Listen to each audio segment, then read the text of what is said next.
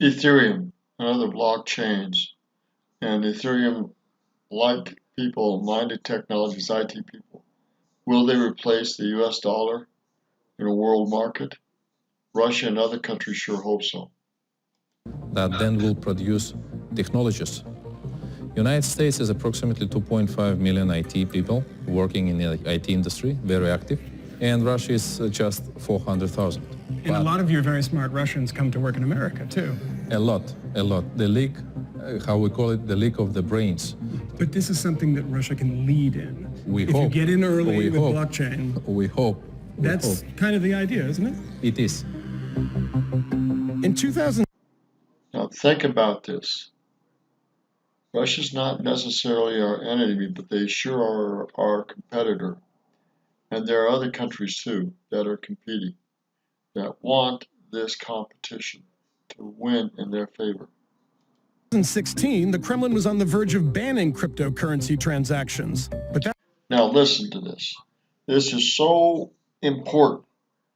In 2016, they were about ready to ban crypto transactions in Russia. Now they've done a flip, a complete switch, 180, and they're doing everything they can to get into it. Eastern European hackers, Russians and Eastern European hackers are some of the best in the world. Make no mistake of this. That hostility has turned to opportunity. Putin, alongside rogue regimes in Iran and Venezuela, realized that. Now, look at what's going on in Iran. Look at what's going on in Venezuela.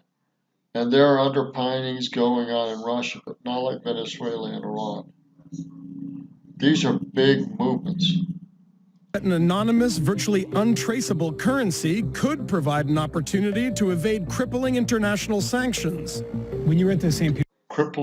Not only crippling international sanctions, we're talking about crippling sanctions in the countries themselves, Iran and Venezuela, where dictators are destroying the economics of the country. Again, you've got to think outside of what is being told here. Petersburg Economic Forum, you were pulled aside by President Putin. Mm-hmm. What was that like? What did he want to talk about?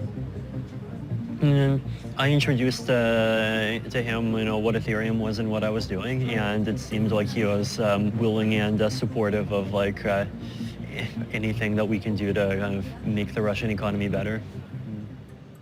As U.S. lawmakers are working out how to regulate cryptocurrencies, Russia is making major moves to integrate it, not only in. Think about that. Think about what is just said. Think about major moves to integrate it. We are fighting it, and there are some very powerful people that are fighting it. But I tell you, they are not going to win.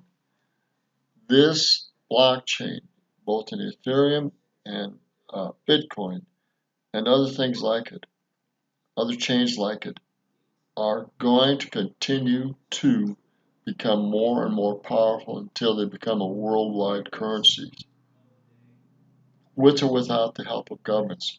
With the help of governments faster, without the help of governments slower, but they're not going to stop it. In an effort to avoid U.S. sanctions, but to undermine the power of the dollar in international trade. Sergei Gorkov was trained by the FSB as a Putin confidant and currently serves as head of Russia's largest state investment bank, which was hit with sanctions by the Obama administration in 2014. He recently signed a deal with Vitalik in support of a new blockchain research institute. Tell me why the bank is so particularly interested in blockchain. Банки коммерческие понимают, что традиционная банковская деятельность, наверное, не будет существовать в том виде, в котором она существует, долго. Который, конечно же, не будет предполагать, что банк как банк будет существовать как сейчас. Where a bank ceases to exist in its current form, I'm telling you that there are now countries that are doing what exchanges are doing. You can go to a bank in Canada and you can take your money out of the bank, put it into exchange form, put it into digital currencies, and do transactions right now. Right now. Yes. What would you tell a country who hasn't embraced blockchain technology? представим, кто-то в 90-м году Let's imagine there are countries that refuse to implement или там в начале 2000-х или в 90-х сказал, мы the internet back in the 90s and in the 2000s. не хотим внедрять интернет в своей стране. Где бы эта страна Where would this country have ended up today? находилась сейчас? Да, вот тот, кто не будет заниматься блокчейном, я Be back in the Stone Age in 20 to 30 years.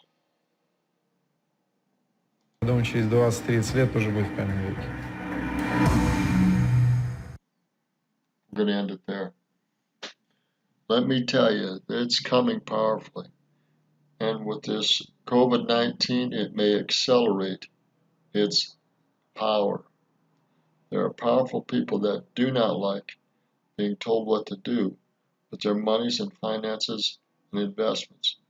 And they're looking at ways to get around a lot of this. The elite group's control of their money and their situation. Think about that. It's Roger Martin from Billings, Montana. Good day.